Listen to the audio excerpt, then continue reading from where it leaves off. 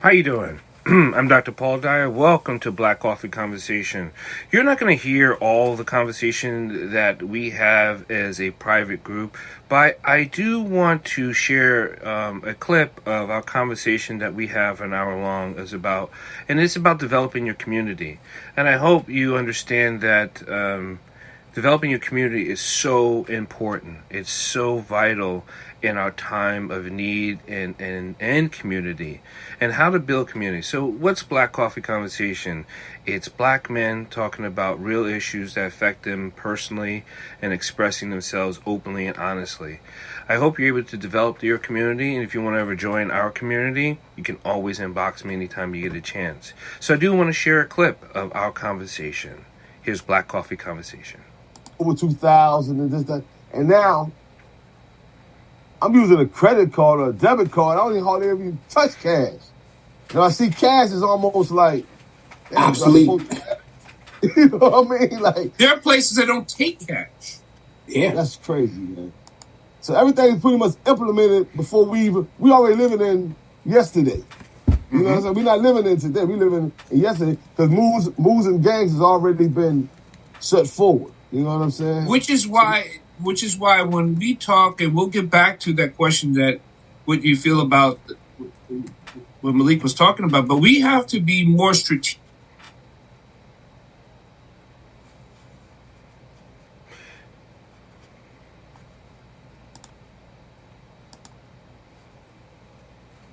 More strategic in our thoughts, and I think that is going to be okay. Something happened with the audio, so I'm just gonna replay this and refix this because to have this conversation, Global 2000 and this, that. And now I'm using a credit card or a debit card. I don't even hardly ever touch cash. Now I see cash is almost like obsolete. You know what I mean? Like, there are places that don't take cash. Yeah, that's crazy, man. So everything is pretty much implemented before we already living in yesterday.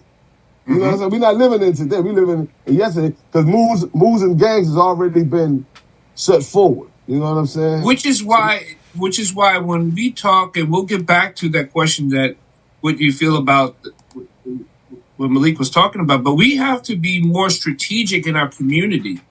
But the problem we have with black folk is they're afraid to think forward. So I want to push back on that, right? Go ahead. I thought about, so I'm going to go back to the Cuba point. Yeah. Right? So here's what governments do, and this is what they did to us when you think about it, right? We wanted to unify as a community, right? After slavery, Reconstruction, right? We're building our neighborhoods. We're building. We had no choice. We were put into our neighborhoods. Yeah, but here's what happens, though. Just like the Cuban people, you make the best of a bad situation. Right. Here's what happens, though. In any society, there are going to be turncoats. There's going to be spies. There's going to be people that take information back and try to destroy from within. And we know that happened. So I feel like now we're in a community where it's like, you don't know who to trust. That's not good. So I just heard this. My girl said, everyone doesn't tell what they actually need. She said, everyone. I was like, what? I'm like, that hurts my heart. She goes, that's by design, though. She says, don't be so nice. Is that true? I know it's possible, but does really no one ever say exactly what they need? No, it's a rarity. And you know why? Because once again, one, you train to feel like you don't want to offend, right? And then two, you don't know who to trust. I was being honest and truthful. Your truth, your perception, how's that offended? Listen, I don't know. Like, I'm going to have a real conversation, all right? Because I know you, right? And I know some of the gentlemen who join our group. I know your backgrounds. I know who you were married to. I know who you currently married to. I know some people who are they're married to, right? So Angelo's statement early about, Marcus Garvey or the person behind you. That would be offensive to somebody else, right? Now, once again, about Bill Russell, right? And who was next to him, who was standing next to him. His wife, yeah, his wife. Right? Yeah, but that would be offensive to someone else. Now, he said it not knowing the information that I know, because I wouldn't say that, because I know information that he doesn't know. But some people will be offended by that. But he said he was real honest, but he said it without knowing, like, other information. So that's why you got to be careful what you say, because you could say something and somebody could be offended by it, and you probably didn't intend it to come across that way. But because they're personally affected by it, they're now offended. That's not a fault. That's where communication comes in. That's where we could say, let's go with Angela says something and it offended, right? First of all, I'm a thinker, so it doesn't work. So I'd be like, why would I be offended for something that doesn't make any sense. He said, you know what I mean? That's just me. Yeah. But you're right, everyone doesn't think. But that's mature of you, though. That shows your maturity level. Everybody's not operating on that same maturity level, right? And we're conditioned, especially now, we're so PC. And I'm not saying that's a bad thing. Let me just say this. I don't like the politically correct, not wanting to offend people, right? I don't know. That's not a bad thing. But we're coming from a society, this whole society. But we're talking about intentionally offending someone. That's offensive. When you know and you do it purposely, that's fucked up. Yeah, that's abusing power. Because you got the power to say it without being checked, right? And you abuse that power. Who has that power in our community? They can say whatever they want without being checked. No one. Without worrying about offending people.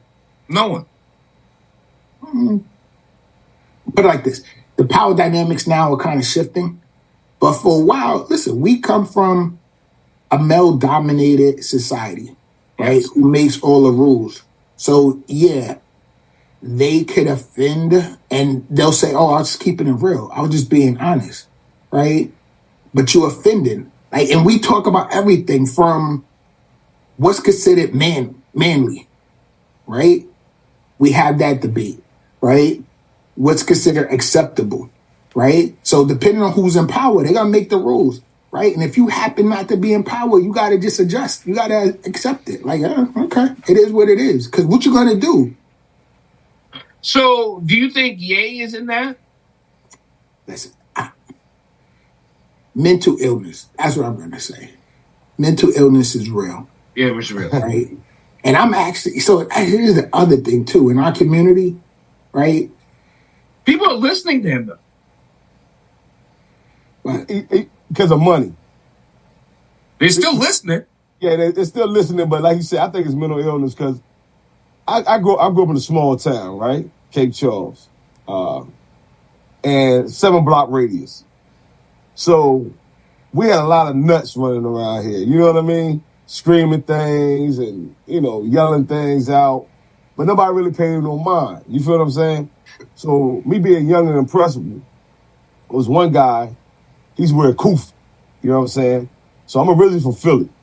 So going back from Philly, seeing the vendors out there wearing the Koofis, I'm assuming this guy named Herbert is a Muslim. You know what I'm saying? And he hates white people. So he'll just say anything like you said, but you're like, oh my God. He's like, yo, white people are serpents, they're devils, and black people are the anacondas, they ready to eat the white people. And he would go off, but prior to him going off about the snake thing, he said, now he's about the snakes. He had my full attention. So that's what I get from Kanye. Okay, white people don't care about black people. I was like, oh man, I applauded on the statement. Then all of a sudden, a few years later, I see him on Oprah Winfrey show, and he apologized to George Bush. I'm like, whoa. How you gonna apologize? And they blatantly did what you said. They threw us all in the Superdome. We didn't have any type of relief. Nobody came to save black people down there. You just literally watched us die in the streets. But yesterday, you're gonna rail back your statement. You do the song Gold Digger, and then you say something very controversial that we fall into. You go out there and marry a white girl. Then you goes around and you marry Kim. So I'm just saying, like, this brother say anything. You feel what I'm saying? It's like Malik said, he's not being checked. So he feels he can say anything. Black people having a choice in slavery and, you know. So I just look at him like, yo, this guy's a nut. Here's the other thing I would say, right? Kanye is the perfect example of capitalism. Mm-hmm. Right? It doesn't matter. Doesn't matter. Like, all the thing that matters is how much money you have, how much money you make. It doesn't matter how you gotten it, who you hurt to get it. No. You know, it's just all about money. So, Angelo's point, people listen because Kanye has achieved a certain level of financial success, right? So now, do you think it's now?